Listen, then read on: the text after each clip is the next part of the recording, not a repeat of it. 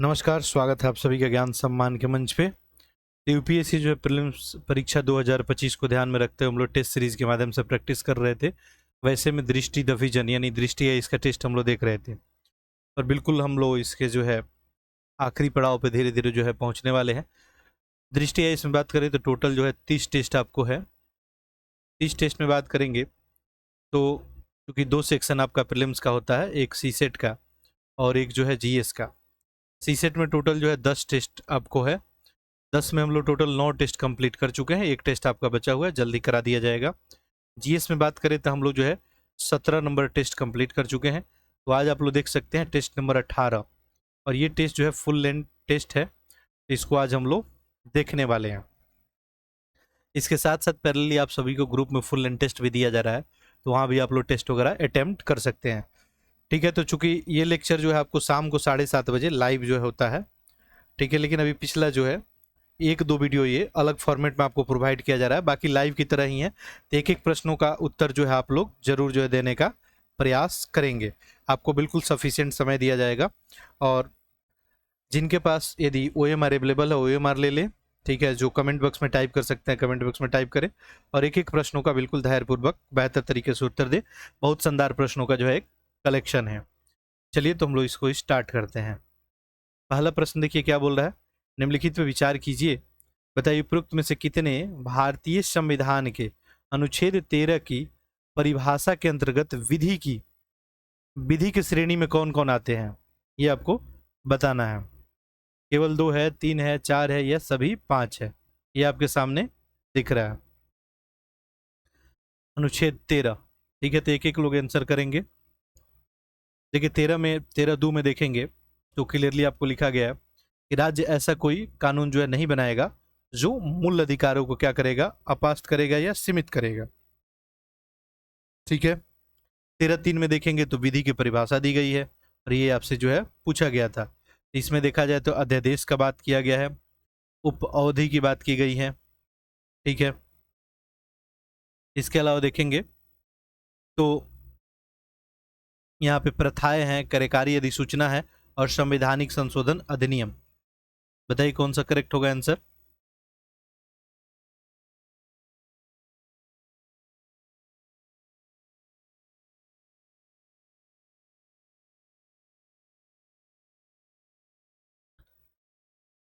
देखिए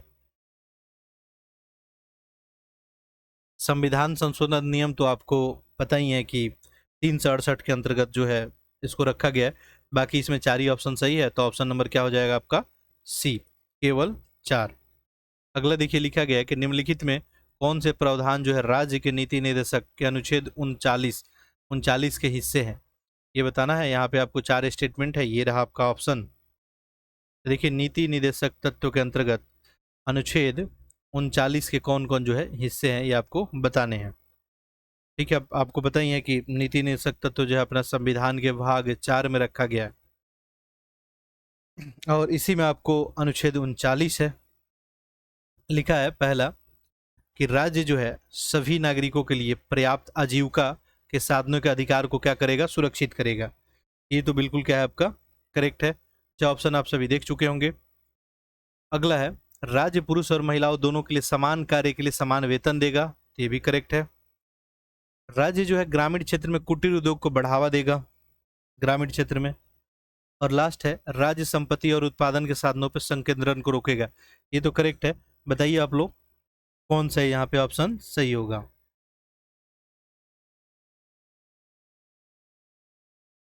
ठीक है, यहाँ पे जो है 39 में देखेंगे तो ये किस पे केंद्रित है, भारत की आर्थिक नीतियों के लिए नैतिक और सामाजिक जो है दिशा जो है दिखाने का काम करेगा। तो इसमें जो है ऑप्शन नंबर आपका क्या बनेगा, यहाँ पे एक ही बन जाएगा, 1, 2 और 4। ठीक है, यहाँ पे कुटीर उद्योग वाली बात जो है नहीं की गई, तो आप लोग कमेंट करके बताएं ये जो आखिर कहाँ पे रखा गया है। ठीक है, तो 39 के अंतर्गत देखेंगे तो सभी नागरिकों के लिए पर्याप्त आजीविका साधन उपलब्ध कराना, भौतिक संसाधनों का समान वितरण करना ताकि सभी लोग का कल्याण हो सके। ठीक है, पुरुष और महिलाओं के लिए समान वेतन की बात की गई है, श्रमिक और बच्चों के स्वास्थ्य और शक्ति की रक्षा की बात की गई है। तो ये सब बातें हैं। आगे देखते हैं हम लोग प्रश्न संख्या 3। अगला लिखा है भारतीय संदर्भ में पंथ निरपेक्षता के बारे में आपको बताना है। और यहाँ पे जो है कथन नंबर 1, 2 और 3 दिए गए हैं। और ये रहा आपका ऑप्शन। ये जो है थोड़ा अलग फॉर्मेट में एक प्रश्न है, ठीक है, जो जनरली देखने को आपको नहीं मिलता है। ये ऑप्शन रहा आपका। चलिए देखते हैं। पंथ निरपेक्षता को लेकर देखिए क्या लिखा गया है कि भारत न तो धार्मिक है और न ही गैर धार्मिक है और न ही धर्म विरोधी है। बिल्कुल, पंथ निरपेक्ष का मतलब यही है कि राज्य का क्या होगा, कोई धर्म नहीं होगा, ठीक है। यानी राज्य जो है किसी धर्म को सार्वजनिक निधि का समर्थन जो है नहीं देगा, ठीक है।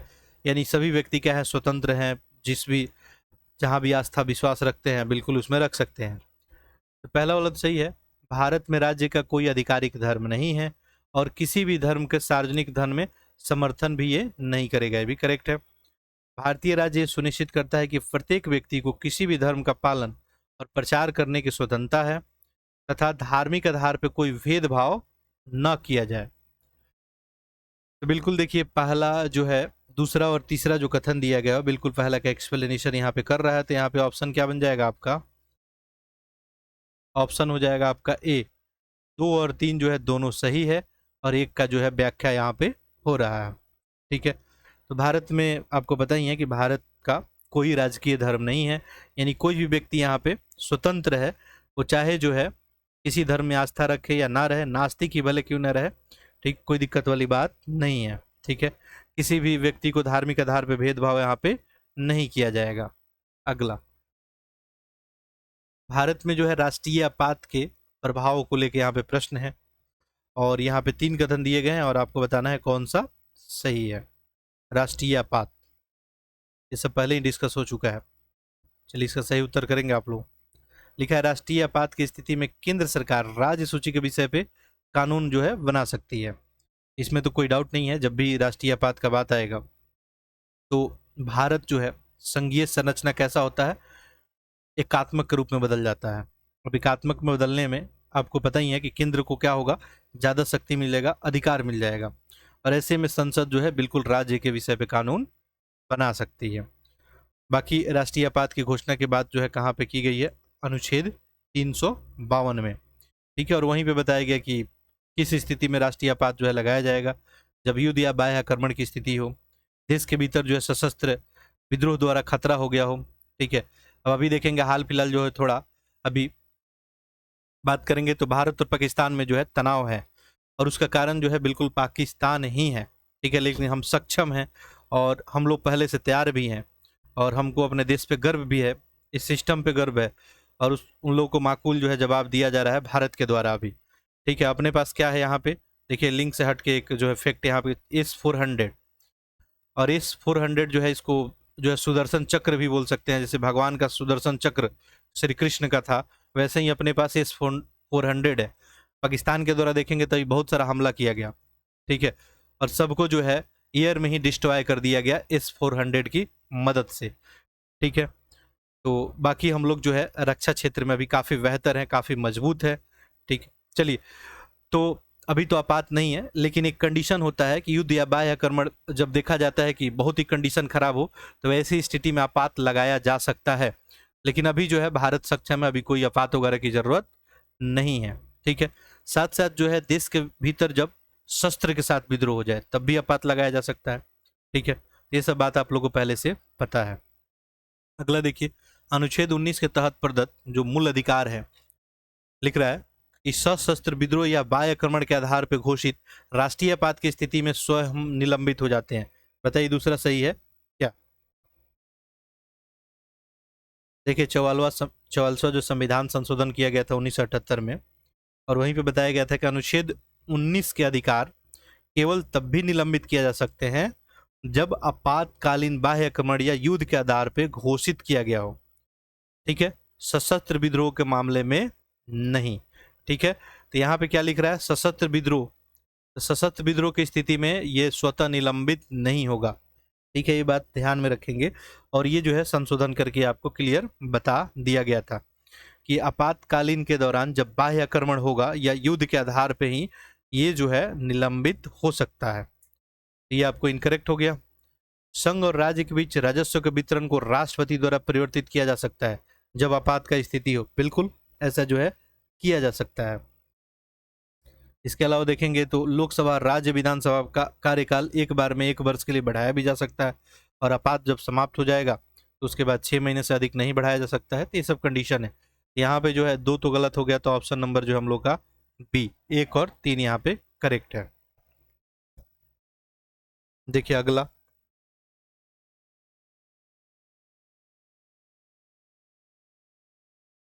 प्रश्न संख्या 5 है, निम्नलिखित में किन परिस्थितियों में राज्यपाल स्वतंत्र रूप से कार्य कर सकते हैं, अर्थात विवेकाधीन शक्तियों का प्रयोग कर सकते हैं। ठीक है, राज्यपाल कब स्वतंत्र रूप से कार्य कर सकते हैं? तो यहाँ पे 3 कथन दिया गया है और आपको बताना है इसमें कौन सा करेक्ट है। ठीक है, चलिए देखते हैं। पहला देखिए क्या लिख रहा है कि जब राज्यपाल की राय में राज्य में संवैधानिक तंत्र विफल हो गया हो तो राष्ट्रपति शासन का सिफारिश बिल्कुल कर सकता है। ठीक है, अगला, जब राज्यपाल राज्य विधानमंडल द्वारा पारित विधेयक को राष्ट्रपति के विचार सुरक्षित रखते हैं, ये भी करेक्ट है।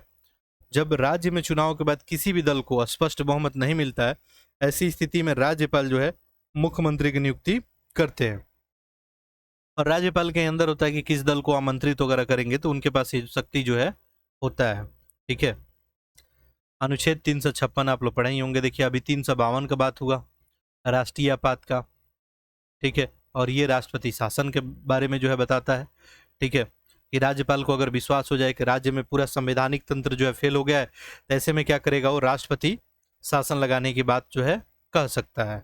ठीक है, और जब भी कभी किसी क्षेत्र में किसी राज्य में, ठीक है, स्पष्ट किसी को बहुमत नहीं मिलता है, कहीं त्रिशंकु का स्थिति हो जाता है, ठीक है, तब जो है राज्यपाल मुख्यमंत्री की नियुक्ति में अपने विवेक का प्रयोग करके हो सकता है किसी छोटे दल को भी आमंत्रित हो कर सकता है।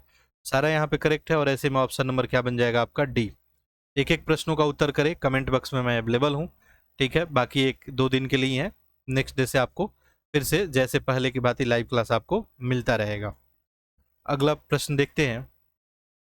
लिख रहा है कि भारतीय न्यायपालिका के लिए 1997 के आचार संहिता के संबंध में निम्नलिखित कथनों पर विचार कीजिए और हाल ही के समाचार पत्र में देखी गई है। बताइए कौन सा इसमें सही है।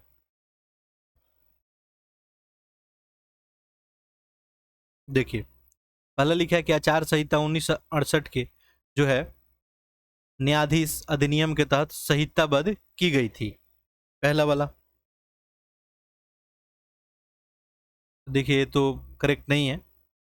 ठीक है,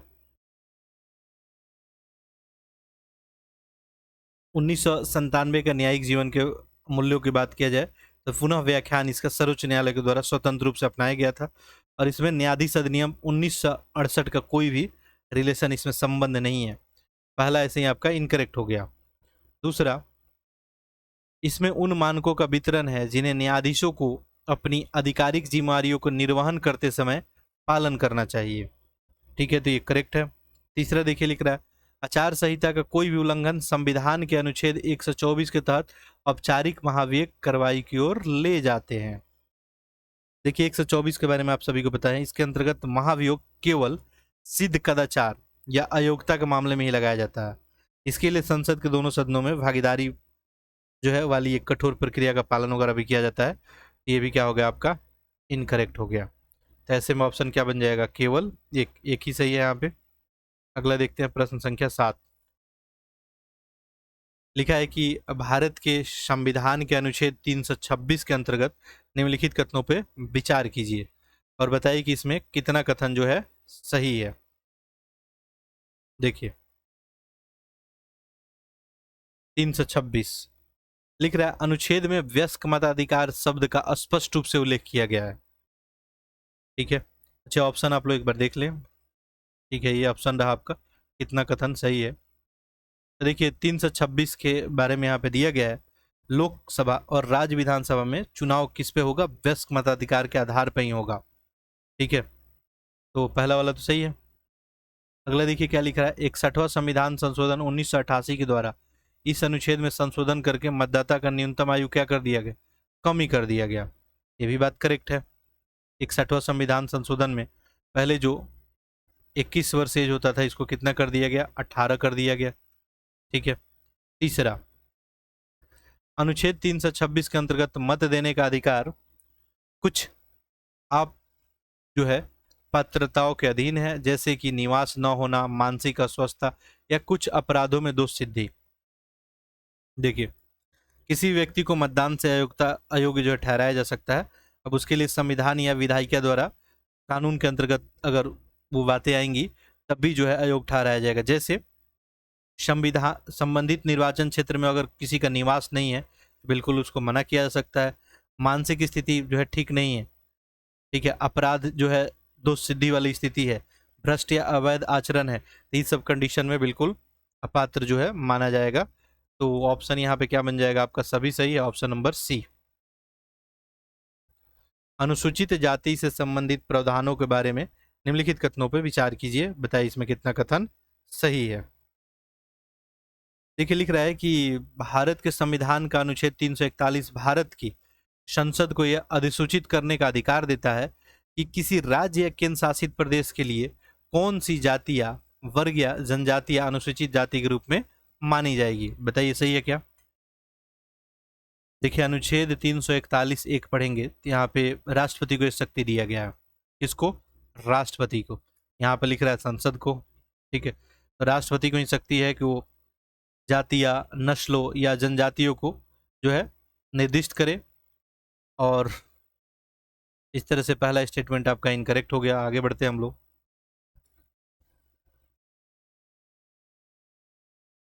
अगला देखिए, दूसरा नंबर स्टेटमेंट क्या कह रहा है।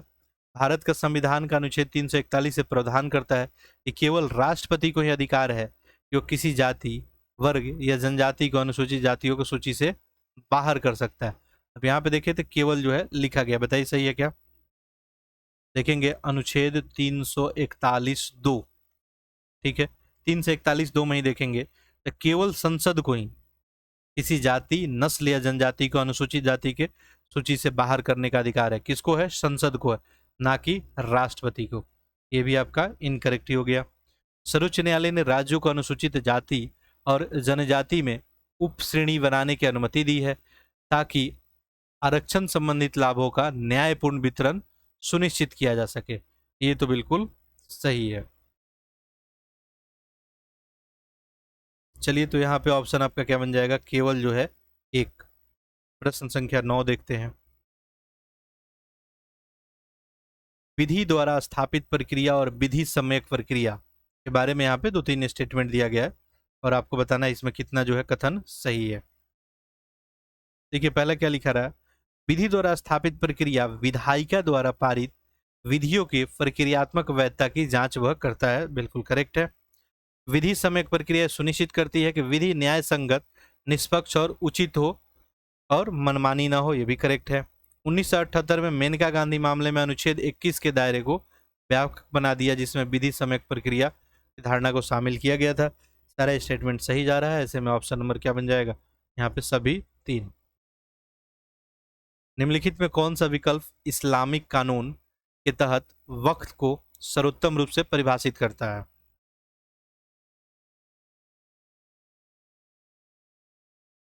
देखिए, लिख रहा है धार्मिक उपयोग के लिए संपत्ति का अस्थायी ऋण। एक मुसलमान के द्वारा धार्मिक, पवित्र या धर्मार्थ उद्देश्य के लिए संपत्ति का अस्थायी समर्पण। तो ऑप्शन नंबर यहाँ पे बी आपका करेक्ट हो जाएगा।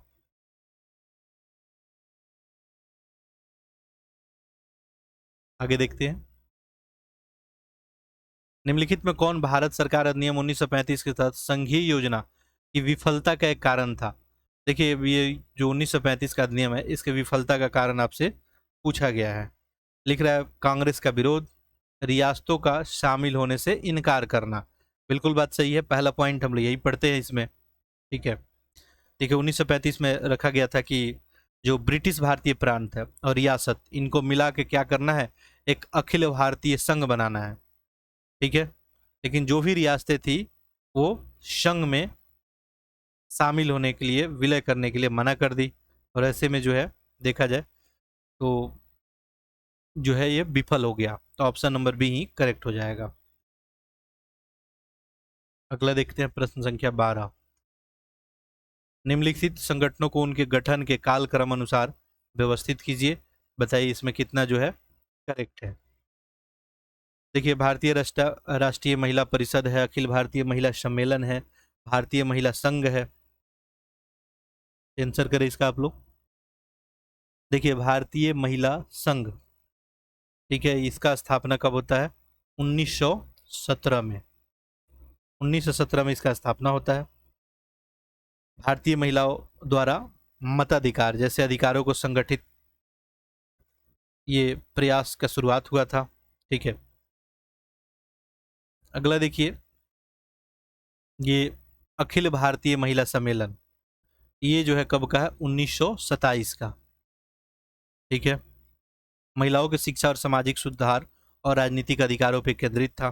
ठीक है, और भारतीय राष्ट्रीय महिला परिषद, ये कब का है आपका? 1926 का है। राष्ट्रीय स्तर पे महिलाओं के मुद्दे को प्रतिनिधित्व करने के लिए बनाया गया था। यहाँ पे सीक्वेंस तो बनी जाएगा आपका 3, देन 1 और उसके बाद 2, यानी ऑप्शन नंबर ए। प्रश्न संख्या 13, गांधी इरविन जो समझौता हुआ था उसी को लेकर प्रश्न पूछा गया, बताना है कितना इसमें सही है। देखिए, गांधी इरविन पैक्ट के बारे में आपको जानकारी है ही। मार्च 1931 में, मार्च 1931 में ये जो है समझौता होता है। कुछ बातें गांधी जी की तरफ से और खुद जो है वायसराय इरविन के ओर से रखा जाता है। वैसे में पहला लिखा है, इसने बिना किसी अपवाद के सविनय अवज्ञा आंदोलन के दौरान गिरफ्तार किए गए सभी राजनीतिक कैदियों को रिहाई को अनिवार्य कर दिया। ऐसा है क्या? देखिए, सभी राजनीतिक कैदियों की रिहाई अनिवार्य नहीं था, इसमें केवल उन लोगों की बात की गई थी रिहाई की जिसपे हिंसक अपराध शामिल नहीं है। ठीक है, और यही तो मुद्दा जो है काफी ज्यादा चर्चा में रहता है कि भगत सिंह, सुखदेव, राजगुरु, अब इन पे क्या था?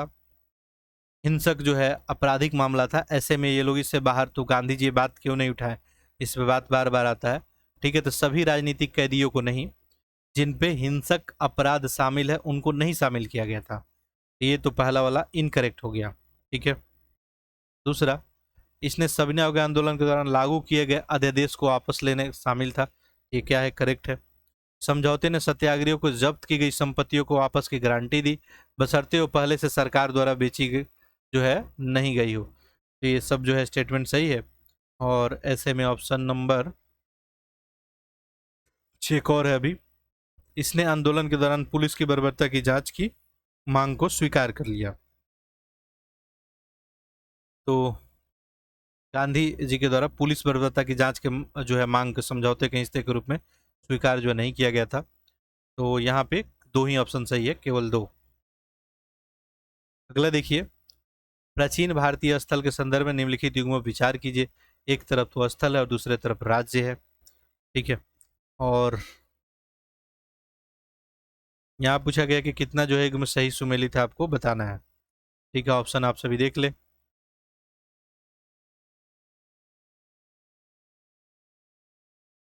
देखिए,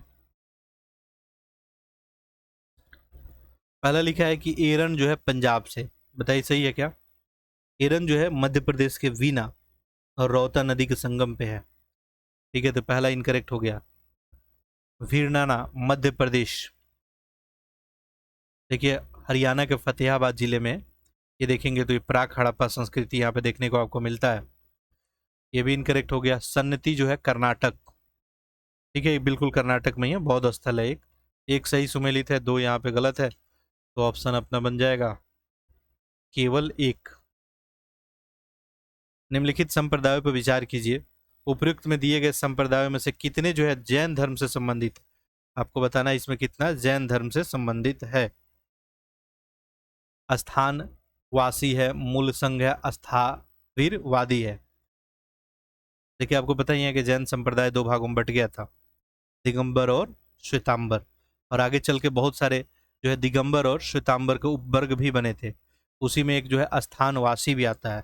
ये श्वेतांबर वाला सगा था, उसी का ये उप संप्रदाय था जैन धर्म का। 15वीं जो है शताब्दी के आसपास देखने को मिला था। ये लोग गैर मूर्ति पूजक होते थे। मूल संघ, ये भी जैन धर्म के दिगंबर संप्रदाय से जो है रिलेटेड है। ठीक है, तो इसके अलावा देखें तो अस्थवीरवादी, ये बौद्ध धर्म से संबंधित है। ठीक है, जिसको पाली में थेरवाद बोला जाता है। तो अस्थिरवादी किससे है? बौद्ध से है। बौद्ध धर्म में प्रारंभिक संप्रदायों में से एक था ये तो इनकरेक्ट हो जाएगा, केवल दो। 15वीं शताब्दी के भारत के बारे में अफानासी निकितन द्वारा की गई निम्नलिखित टिप्पणियों पर विचार कीजिए। अफानासी निकेतन ये रूसी व्यापारी था, इसी के द्वारा कुछ कमेंट किया गया, इसी पे आपसे पूछा गया 3 कथन है और कितना इसमें कथन सही है। निकेतन भारत में हिंदू और मुस्लिम दोनों धार्मिक प्रथाओं का विस्तृत जो है विवरण प्रदान करता है। बताइए, पहला सही है बिल्कुल। 15वीं शताब्दी के अंत में ही भारत का दौरा था अफानासी निकेतन। ठीक है, भारत आने से पहले देखेंगे तो ये आपको जॉर्जिया, क्रीमिया, एशिया माइनर, ब्लाचिया, इस सब में व्यापार में लगा हुआ था। ठीक है, एक जो है यात्रा वृत्तांत भी है इसका, वाइज जो है बियॉन्ड द थ्री सीज। अगला देखिए, दूसरा लिख रहा है कि उन्होंने विदर के बहमनी सल्तनत के तहत घोड़े के व्यापार और ब्रोकेड उत्पादन के लिए एक प्रमुख केंद्र के रूप में वर्णित किया था। ये भी करेक्ट है। उनका लेखन भारतीय संस्कृति और समाज पे एक तटस्थ दृष्टिकोण को दर्शाता है। देखिए, इनका जो लेखन था पूर्व ग्रहों में दर्शाया गया है। ठीक है, और इस तरह से इसको हम लोग सही नहीं मानेंगे, और ऐसे में ऑप्शन क्या बन जाएगा? 16 का बी। अगला लिख रहा है, मुगल चित्रकला में जो जहांगीर का निम्नलिखित में से कौन सा योगदान था, आपको बताना है कितना इसमें सही है। लिख रहा है कि चित्रों के चारों ओर जो है अलंकृत मार्जिन का निर्माण। देखिए, जहांगीर के समय पता ही है कि चित्रकला चरमोत्कर्ष पे था। ठीक है, जहांगीर का टाइम पीरियड की बात करेंगे तो 1605 से 1627 तक। ठीक है, और इस तरह से पहला स्टेटमेंट जो है यहाँ पे बताया सही है गलत है? बिल्कुल सही है। चित्रों के चारों ओर अलग मार्जिन का निर्माण होता था। पक्षी, जानवर और फूलों जैसे प्रकृति का बिल्कुल चित्रण। जहांगीर को जो है नेचर से थोड़ा लगाव था। चित्रों में प्रमुख तथ्य के रूप में सुलेख का परिचय। देखिए, अकबर के शासनकाल में सुलेख जो है ज्यादा प्रचलित था। तो इस तरह से ऑप्शन नंबर आपका बी। लेखक है और पुस्तक है और बताना है कितना इसमें सही सुमेलित है। देखिए, कालिदास मुद्रा राक्षस थी, इसमें कोई डाउट तो किसी को नहीं होने वाला। बताइए, सही है ना? कालिदास मुद्रा राक्षस बिल्कुल नहीं। देखिए, मुद्रा राक्षस किसके द्वारा लिखा गया है? विशाख दत्त के द्वारा। ठीक है, ये सब आप सभी को पता ही है कौन है इसके। विशाख दत्त। पहला वाला तो इनकरेक्ट हो गया। विशाख दत्त अभिज्ञान शकुंतलम। देखिए, अब अभिज्ञान शकुंतलम कौन लिखा है? कालिदास के द्वारा लिखा गया है। ठीक है, अभिज्ञान शकुंतलम एक नाटक था। इसके अलावा मेघदूतम, रघुवंशम, कुमार संभव, ठीक है, ये सब कालिदास का था। शूद्रक मृक्षकटिकम बिल्कुल करेक्ट है। हास कृतार्जुनियम बताए। हास भी एक अग्रणी नाटककार थे। और यहाँ पे कृतार्जुनियम की बात है तो भारवी के द्वारा लिखा गया था। ठीक है, किसके द्वारा? भारवी।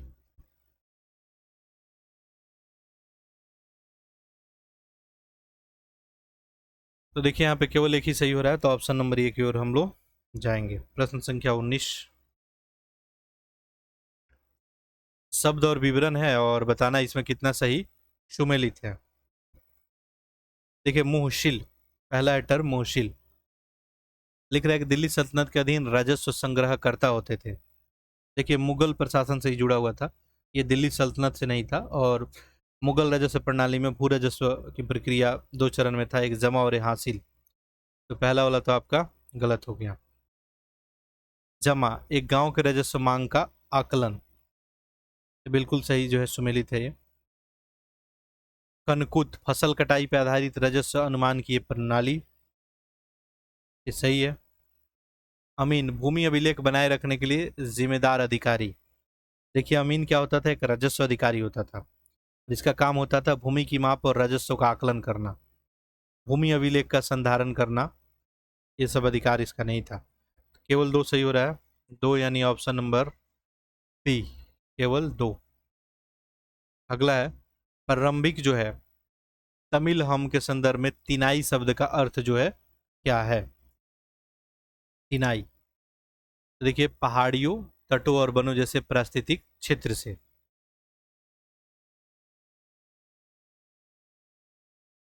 पुरिंजी जो है पहाड़ी को बोला जाता था, मुलई जो है वन को। अगला देखिए, निम्नलिखित में से किस राष्ट्रकूट शासक ने नृपतुंग और वीर नारायण की उपाधि जो है धारण की थी? देखिए जो है अमोघ वर्ष प्रथम के द्वारा। ठीक है, इनका शासनकाल देखें तो अमोघ वर्ष का 814 से 878 जो है ईस्वी तक रहा था। महान शासकों में एक माने जाते थे, और इन्हीं के द्वारा ही नृपतुंगा, नृपतुंगा कहने का मतलब है कि राजाओं में उत्कृष्ट वीर नारायण, ये उपाधि इन्हीं के द्वारा धारण किया गया था। बाकी आपको पता ही है राष्ट्रकूट के संस्थापक कौन थे। ठीक है, बताया आप लोग, राष्ट्रकूट के संस्थापक कौन थे आपको? दंती दुर्ग।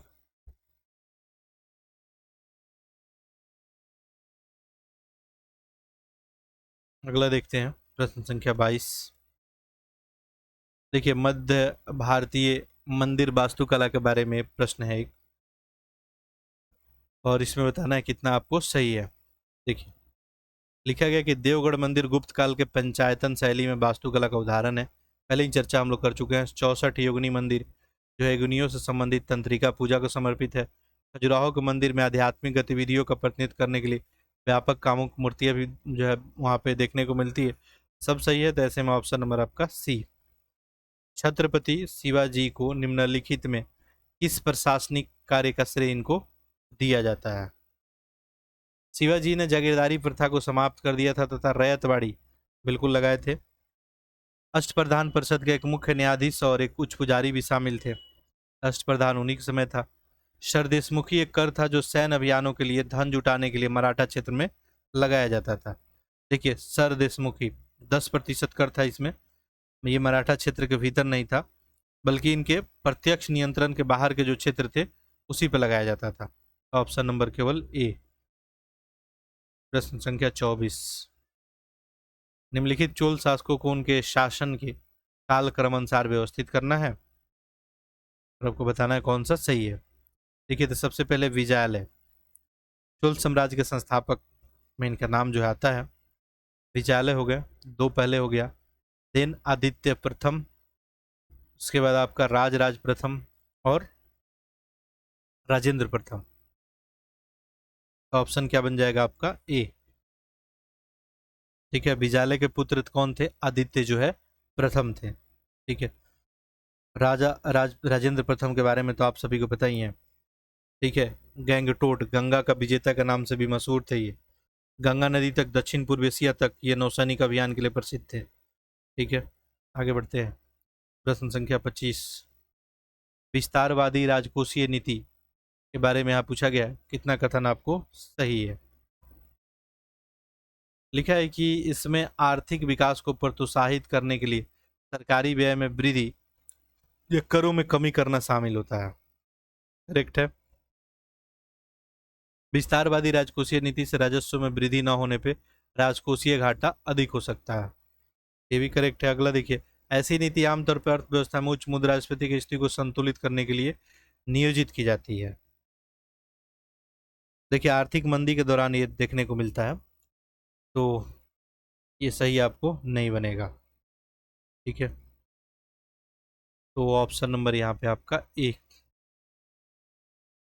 निम्नलिखित में कौन जो है भारत में मौद्रिक नीति के प्राथमिक उद्देश्य का सटीक वर्णन कर रहा है? लिख रहा है कि अर्थव्यवस्था में पूर्ण रोजगार सुनिश्चित करने के लिए, विकास के उद्देश्यों को ध्यान में रखते हुए मूल्य स्थिरता बनाए रखने के लिए। ठीक है, तो ऑप्शन नंबर ए ही आपका बी ही सही हो जाएगा। बाकी पता ही आपको आरबीआई जो है भारत में मौद्रिक नीति तैयार करने के लिए जिम्मेवार होता है। ठीक है, बाकी मौद्रिक नीति का उद्देश्य क्या होता है कि विकास के उद्देश्यों को ध्यान में रखते हुए मूल्य स्थिरता बिल्कुल बना रहे। ठीक है, अगला, भारत में विभिन्न मुद्रा बाजार लिखतों को विशेषता के संदर्भ में निम्नलिखित युग में विचार कीजिए और बताइए कौन सा सही है। तो ये प्रश्न भी ऑलरेडी जो है पहले कराया गया आप सभी को। ठीक है, इसमें बताएं जो है कितना ऑप्शन सही होगा। देखिए ट्रेजरी बिल लिखा हुआ है पहला, भारत सरकार की ओर से रिजर्व बैंक के द्वारा जारी किया जाता है, बात बिल्कुल करेक्ट है। ठीक है। वाणिज्यिक पत्र, अल्पकालीन निवेश आवश्यकता को पूरा करने के लिए वाणिज्यिक बैंकों के द्वारा, ये भी क्या है, करेक्ट है, बिल्कुल नहीं। देखिए अल्पकालीन कार्यशील पूंजी की जरूरतों के लिए कारपोरेट संस्थानों के द्वारा ये जो है जारी किया जाता है। जमा का प्रमाण पत्र, अनुसूचित वाणिज्यिक बैंकों और चयनित वित्तीय संस्थान को कॉल मनी, बैंकों के बीच जो है ओवरनाइट ऋण लेने के लिए उपयोग किया जाता है। यहाँ पे ऑप्शन क्या बन जाएगा आपका, ये गलत हो गया और तीन सही है, ऑप्शन नंबर सी।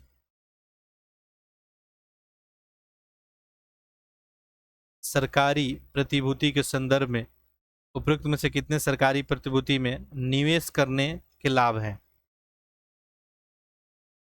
ठीक है, ये रहा आपका ऑप्शन। पहले लिखा है कि इन्हें जो है डीमेटलाइज के रूप में रखा जा सकता है जिसमें सुरक्षा संबंधित चिंताएं समाप्त हो जाती है, करेक्ट है। ये ब्याज और मूलधन राशि दोनों के गारंटीकृत पुनर्भुगतान सुनिश्चित करते हैं। इन्हें रेपो बाजार में ऋण प्राप्त करने के लिए संपार्श्विक के रूप में उपयोग किया जाता है। ये निश्चित ब्याज जो है प्रदान करते हैं। यहाँ पे ऑप्शन क्या बन जाएगा आपका, ऑप्शन नंबर डी, सभी चार। निम्नलिखित पर विचार कीजिए, बताइए उपरोक्त में से कितनी परियोजना संयुक्त राज्य अमेरिका द्वारा भारत में टैरिफ में वृद्धि का परिणाम या प्रभाव होने की संभावना है? ठीक है, कुछ दिन पहले काफी न्यूज में चर्चा में था ये। ठीक है, आंसर करें आप लोग। अमेरिका में भारत के निर्यात में क्या कमी हो जाएगा? अमेरिकी बाजार में भारतीय वस्तु का अधिक प्रतिस्पर्धा रहेगा। भारत में विदेशी मुद्रा भंडार में कमी हो जाएगा। भारतीय रुपया का अवमूल्यन हो जाएगा। बहुत अच्छा प्रश्न है, बताएं आप लोग। भारत में जो टैरिफ में की गई वृद्धि है इसका क्या क्या परिणाम हो सकता है?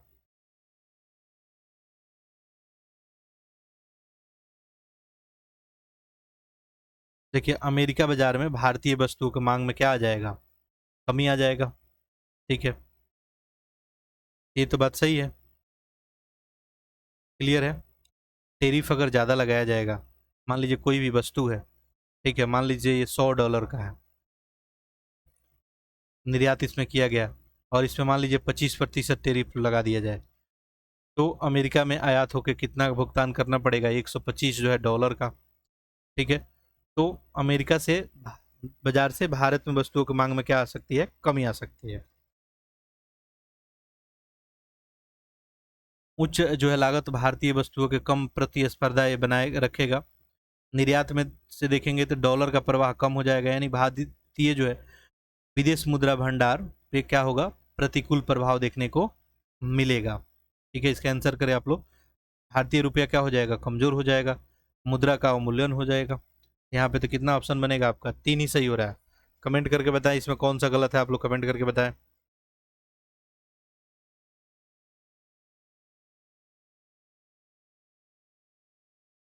चलिए आगे बढ़ते हैं। भारतीय बैंकिंग के संदर्भ में आरक्षित नकदी निधि अनुपात, कैश रिजर्व रेशियो और सांविधिक जो है चल निधि अनुपात, SLR के संबंध में यहाँ पूछा गया है। दो कथन है, बताना है आपको कितना सही होगा। लिख रहा है जो CRR है कुल बैंक जमा का वह हिस्सा है जिसे बैंकों को भारतीय रिजर्व बैंक के पास, कैश रिजर्व रेशियो किसके पास, RBI के पास ही रखना होता है, वो भी नकदी में। ठीक है, अब इसका इफेक्ट क्या है, CRR बढ़ाया जाएगा तो बैंकों के पास क्या होगा, साख सृजन की क्षमता क्या हो जाएगी, कम हो जाएगी। खैर दूसरा देखिए लिख रहा है SLR कुल जमा का प्रतिशत है जिसे बैंकों को RBI के साथ नकदी या स्वर्ण के रूप में बनाए रखना होता है। देखिए इसमें बैंकों को नकदी या स्वर्ण या सरकार द्वारा अनुमोदित प्रतिनिधि जैसे स्वर्ण वगैरह के रूप में अपने पास ही रखना होता है, RBI के पास नहीं। ठीक है, ये दूसरा तो आपको सही नहीं है, ऐसे में ऑप्शन नंबर केवल एक। प्रश्न संख्या 31,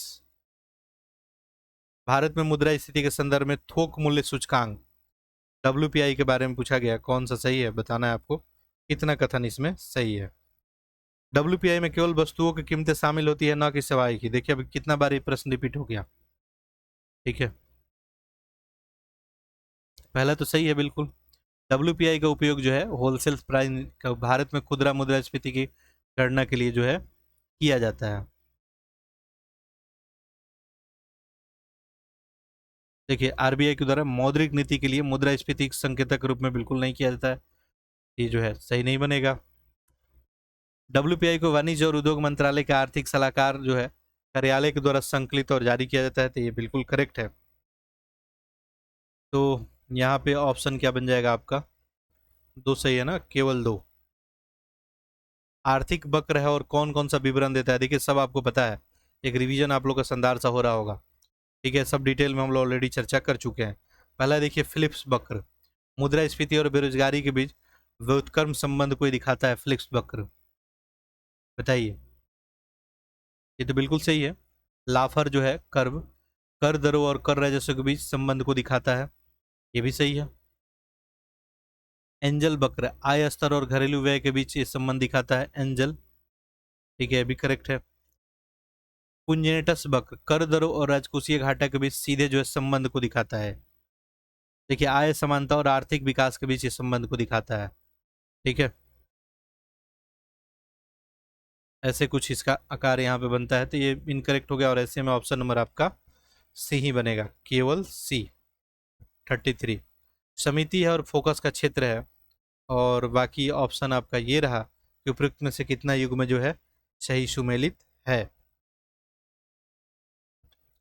देखिए पहला क्या लिखा है, नरसिम्हन समिति वित्तीय क्षेत्र में सुधार और बैंकिंग संरचना से रिलेटेड है, ये तो सही है। नरसिम्हन समिति 1991 का था। दूसरा, उर्जित पटेल बैंकिंग पुनर्पूंजीकरण मानदंडों की समीक्षा के लेके, देखिए 2013 में इसका स्थापना हुआ था, मौद्रिक नीति ढांचे को संशोधित करने के लिए, मजबूत करने के लिए, बैंकों का पुनर् जो है पूंजीकरण करने के लिए नहीं था। ये आपका इनकरेक्ट हो गया। नचिकेत मोर वित्तीय समावेशन और बैंकिंग सेवाओं तक पहुंच को लेकर, करेक्ट है। और पीजे नायक रेलवे में उस सुधार को लेकर लिखा है। देखिए भारत में बैंकों के बोर्ड के शासन की समीक्षा के लिए सार्वजनिक बैंक क्षेत्र में कामकाज में सुधार के लिए था ये पीजे नायक, ये भी इनकरेक्ट हो गया, दो सही या दो गलत है, तो ऑप्शन यहाँ पर अपना बी। निम्नलिखित रिपोर्टों पर विचार कीजिए, अंतर्राष्ट्रीय मुद्रा कोष द्वारा उपयुक्त में से कितनी रिपोर्ट प्रकाशित की जाती है, बताइए कितनी रिपोर्ट। वैश्विक वित्तीय स्थिरता रिपोर्ट है, विश्व आर्थिक परिदृश्य है, वैश्विक आर्थिक समाना और राजकोषीय निगरानी है, बताइए। देखिए ये जो वैश्विक आर्थिक संभावना रिपोर्ट है, ये जो है किसके द्वारा, ये जो है विश्व बैंक के द्वारा, ठीक है।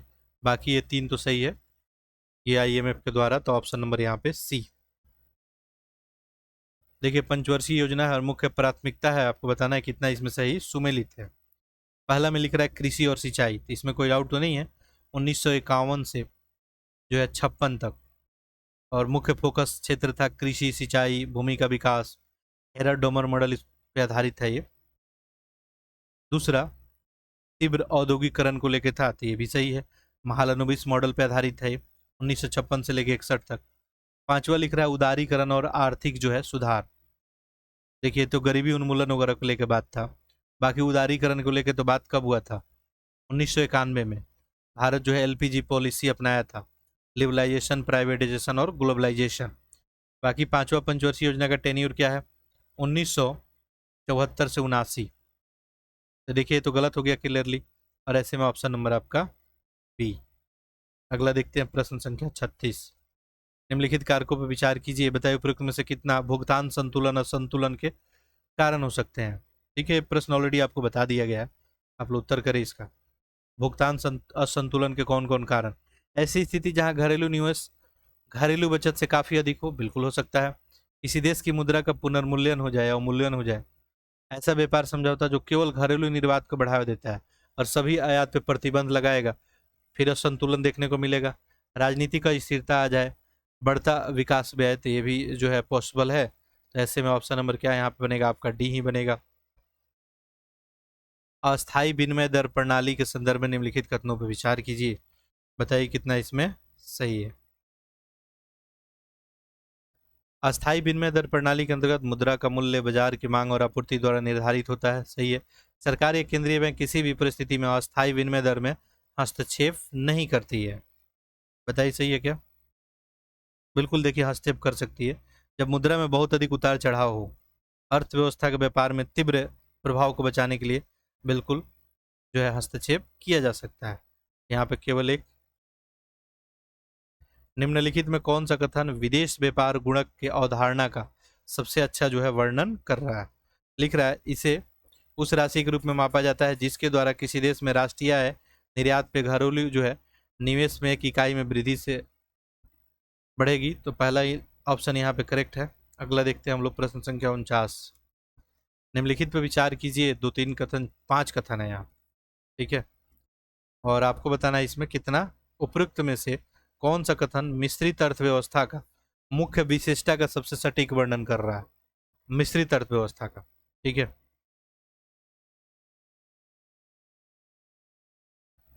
देखिए पहला लिख रहा है कि मिश्रित अर्थव्यवस्था बाजार की शक्तियों और नियोजक के बीच संतुलन सुनिश्चित करता है। बिल्कुल सही है।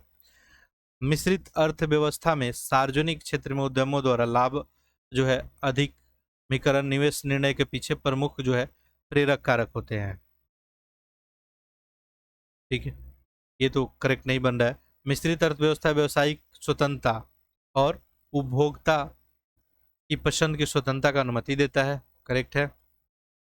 मिश्रित अर्थव्यवस्था में सरकार जो है एकाधिकारवादी और प्रतिबंधात्मक व्यापार प्रथाओं को रोकने के लिए हस्तक्षेप करता है। समानता, रोजगार और संतुलित क्षेत्रीय विकास जैसे सामाजिक उद्देश्य पे जो है जोर दिया जाता है। यहाँ पे क्या आंसर हो जाएगा आपका? ऑप्शन नंबर डी, 1 3 4 और 5। निम्नलिखित में कौन सा कथन निरपेक्ष निर्धनता और सापेक्ष निर्धनता के बीच अंतर का सबसे सर्वश्रेष्ठ जो है वर्णन कर रहा है? तो देखिए पहला लिख रहा है कि निरपेक्ष निर्धनता का तात्पर्य है विशाल जो विलासिता की वस्तुओं तक पहुंच में कमी से है, जबकि सापेक्ष का मतलब है भोजन और आश्रय। नहीं, निरपेक्ष निर्धनता विभिन्न देशों में आय स्तर की तुलना में, जबकि केवल इसमें विकसित देशों में मापी जाती है। निरपेक्ष निर्धनता वह होती है जब भोजन, आश्रय और कपड़े जैसे बुनियादी जीवित रहने की आवश्यकता भी क्या हो, पूरा नहीं होता है। जबकि सापेक्ष में आर्थिक असमानता को संदर्भित करती है, जहां समाज में कुछ लोग दूसरे लोग की तुलना में गरीब होते हैं। ठीक है, तो नाम ही है सापेक्ष, तो तुलना यहाँ पे किया जाएगा। ऑप्शन नंबर सी ही आपका करेक्ट हो जाएगा। निम्नलिखित पर विचार कीजिए। यहाँ 5 कथन दिया गया, उपरोक्त में से कितना जो है असमानता कम करने की संभावना है? कितने उपाय किया जाएगा जिससे असमानता क्या हो जाए, कम हो जाए? ठीक है, आपको आंसर करना है इसका। ठीक है, आप लोग बताएं। देखिए पहला लिख रहा है कि अनुपातिक कराधान व्यवस्था को बढ़ावा देना, तीव्र औद्योगिक विकास और अधिक जो है रोजगार सृजन को बढ़ावा देने के लिए एकाधिकारी व्यवसायिक प्रथाओं को प्रोत्साहन करना, भूमि स्वामित्व और उपयोग में असमानताओं को कम करने के लिए भूमि सुधारों को लागू करना, गरीबों के लिए रियायती भोजन, आवास और बीमा जैसे सामाजिक सुरक्षा को उपाय उपलब्ध कराना, रोजगार योजनाएं और मनरेगा जैसे कौशल विकास कार्यक्रम को शुरू करना। बताइए इसमें कौन सा करेक्ट हो जाएगा? असमानता को कम करने की यहाँ पे बात की गई है। बताइए इसमें कौन कौन सा सही है? बाकी देखिए इसमें जो ऑप्शन आपका बनेगा केवल 3 ही बनेगा। आपको बताना है कौन कौन सा सही है। 1 2 3 सही है, 1 3 4 सही है। कमेंट करके बताएं आप लोग। निम्नलिखित देशों पर विचार कीजिए और बताइए उपरोक्त देशों में से कितने देश एससीओ शंघाई सहयोग संगठन के सदस्य हैं? देखिए नेपाल, कजाकिस्तान है, ईरान है, बेलारूस और पाकिस्तान है। एससीओ बताइए एक क्षेत्रीय जो है अंतर सरकारी गठबंधन है जो सुरक्षा, राजनीतिक और आर्थिक सहयोग पर केंद्रित है। अस्थाना 2024 में इसका शिखर सम्मेलन भी देखने को मिला था। ठीक है, भारत इसका सदस्य है क्या? आप लोग कमेंट करके बताएं।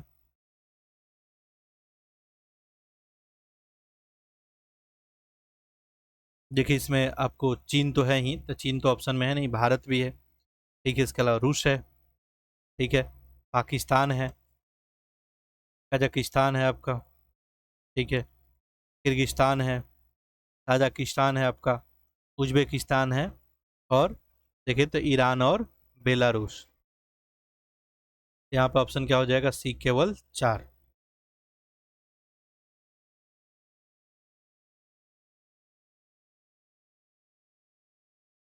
निम्नलिखित में कौन सा शब्द जो है हीटेड करेंसी का सटीक वर्णन करता है? हीटेड, एक मुद्रा जिसका मूल्य उच्च निवेश जो है विदेशी निवेश प्रवाह के कारण तेजी से जो है बढ़ रहा है।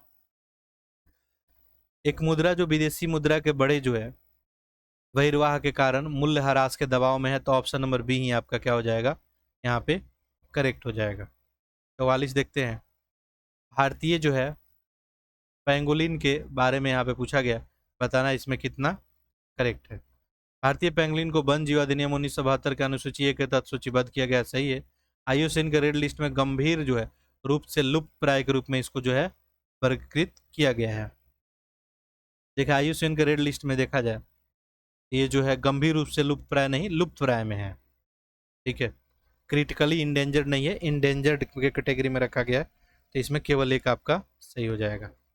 45, भारत में पारिस्थितिक संवेदनशील क्षेत्र जो ईएसजेड के बारे में आपसे पूछा गया है। पारिस्थितिक संवेदनशील क्षेत्र राष्ट्रीय उद्यान और वन्य जीव अभ्यारण्य के आसपास 10 किलोमीटर का एक बफर क्षेत्र है।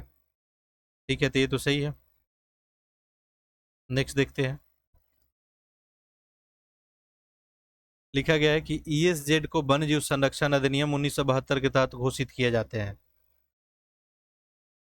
बिल्कुल नहीं। देखिए पर्यावरण वन जलवायु परिवर्तन मंत्रालय के द्वारा पर्यावरण अधिनियम 1986 के तहत इसको अधिसूचित किया जाता है। यहाँ पे केवल एक। निम्नलिखित जो है प्रजातियों पर विचार कीजिए और बताइए उपयुक्त में से कितने भारत के लिए स्थानिक है। देखिए लायन जो है टेल्ड मेकाक, ये तो दक्षिण जो है भारत में पश्चिमी घाट में ये प्रजाति स्थानिक प्रजाति है। रेड पंडा, ये तो भारत नेपाल वगैरह में देखे तो चीन म्यांमार के कुछ हिस्से में ही। हुलाक जो है गिबन, ये पूर्वोत्तर भारत बांग्लादेश म्यांमार के कुछ भागों में देखने को मिलेगा। और मलाबार जो है जायंट गिलहरी, ये भारत का स्थानिक प्रजाति ये भी है। ठीक है, बताइए कौन सा सही होगा इसमें। लेकिन भारत के लिए स्थानिक पूछा गया है, भारत में कौन पाया जाता है ये नहीं पूछा गया है। ठीक है, तो देखिए लायन जो है टेल्ड मेकाक, और इसके अलावा जो देखेंगे तो ये मलाबार जायंट गिलहरी, ये भारत का स्थानिक है। ये भारत में पाए जाते हैं लेकिन स्थानिक ये नहीं है, तो ऑप्शन नंबर आपका बी। मन्नार की जो खाड़ी है बायोस्फीयर रिजर्व, उसी के बारे में है। 3 कथन है और आपको बताना है कौन सा सही है। ये रहा आपका ऑप्शन। लिखा है कि इसमें परवाल भित्ति, मैंग्रोव और 21 द्वीपों को एक श्रृंखला जैसे विभिन्न पारिस्थितिक तंत्रों के साथ राष्ट्रीय उद्यान भी शामिल है। बिल्कुल करेक्ट है। अगला देखिए 1989 में बायोस्फीयर रिजर्व भी घोषित किया गया था। यह अभ्यारण्य वैश्विक रूप से संकटग्रस्त डुंगों के लिए आवास भी प्रदान करता है। तो बाकी इसका विस्तार देखेंगे तो लगभग लगभग 560 वर्ग किलोमीटर में विस्तृत है। ठीक है, तो यहाँ पे ऑप्शन क्या बन जाएगा? सब सही है, तो ऑप्शन नंबर आपका डी। निम्नलिखित वन्यजीवों पर विचार कीजिए, उपयुक्त में से कितने जो है बिल्ली परिवार से संबंधित है? बता सकते हैं आप लोग। लिंक्स, कैरोकल और चीता। लिंक्स, इसको फेलिडे, ये बिल्ली परिवार की सदस्य मानी जाती है। कैरोकल भी है, तो चीता तो है ही, तो ऑप्शन नंबर सी।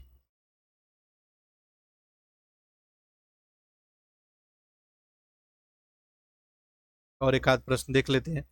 आर्कटिक जो है टुड्रा के बारे में पूछा गया कि कौन सा इसमें आपको सही है। लिखा है आर्किटियन टुड्रा ने ऐतिहासिक रूप से कार्बन सिंक के रूप में कार्य किया है, और इसके जो है फार्माफास्ट में अधिक मात्रा में कार्बन जो है संग्रहित है। पहला वाला जो आपको करेक्ट है। हाल ही के वर्षों में शुद्ध कार्बन सिंक और शुद्ध कार्बन स्रोत के रूप में परिवर्तित हो गया है। यह बदलाव काफ़ी हद तक तापमान में वृद्धि और बार बार जो है वन अग्नि का कारण भी है। ठीक है, तो ये सब सही है, तो ऑप्शन नंबर यहाँ पे क्या बन जाएगा आपका? Option number C, sorry D. राष्ट्रीय वन्य जीव बोर्ड के बारे में पूछा गया है, कौन सा इसमें करेक्ट है? तो देखिए क्या लिखा गया है। NVWL वन्यजीव अधिनियम 1972 के अधीन जो है गठित एक संविधिक जो है निकाय है। करेक्ट है। भारत के प्रधानमंत्री इसके पदेन अध्यक्ष होते हैं। दोनों का दोनों करेक्ट है, ऑप्शन नंबर सी ही सही हो जाएगा। देखिए थोड़ा हाई नॉइज है यहाँ पे और काफ़ी डिस्ट्रैक्शन है, डिस्टर्बेंस है, तो मैं सोचा था कि ये पूरा ही हम लोग टेस्ट पूरा कर लेंगे। ठीक है, बाकी चलिए इसको नेक्स्ट डे आपको करा दिया जाएगा। ठीक है, जो रिमेनिंग प्रश्न बच रहे हैं 51 से लेकर 100 तक। ठीक है, इसके बाद जो फुल लेंथ का टेस्ट किया जाएगा तो उसमें हम लोग प्रयास करेंगे बिल्कुल 1 से लेकर 100 तक प्रश्नों को हल करने का। उम्मीद करते हैं सब सीरीज आप सभी के लिए बेहतर रहेगा।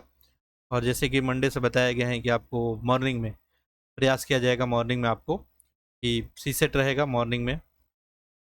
ठीक है, और इवनिंग में आपका जीएस रहेगा। ये दोनों प्रैक्टिस पैरेलली चलते रहेगा आपके एग्ज़ाम तक।